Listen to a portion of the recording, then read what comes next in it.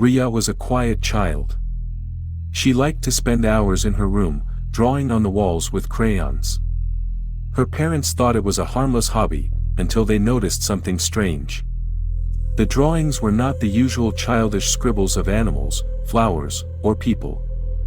They were complex diagrams, symbols, and equations that looked like they belonged in a science textbook or occult manual. They asked Ria what she was drawing, but she would not answer. She would just stare at them with a blank expression, then turn back to the wall and resume her work. They tried to take away her crayons, but she would scream and cry until they gave them back. They tried to erase the drawings, but they would reappear the next day, even more elaborate and sinister. They decided to take her to a psychologist, hoping to find out what was wrong with her. They made an appointment for the next week, and hoped for the best. But they never got the chance to go. One night, they heard Ria talking in her room. They thought she was talking to herself, as she often did.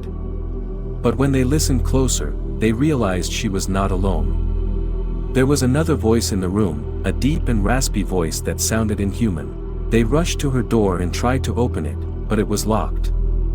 They banged on the door and shouted for Ria to let them in, but there was no response. They heard the voice say something in a language they did not understand, followed by Ria's voice saying, "Yes, master." Then there was a loud bang, and silence. They broke down the door and entered the room. What they saw made them scream in horror. The wall was covered in blood, and in the middle of it was a gaping hole that led to darkness. Ria was nowhere to be seen.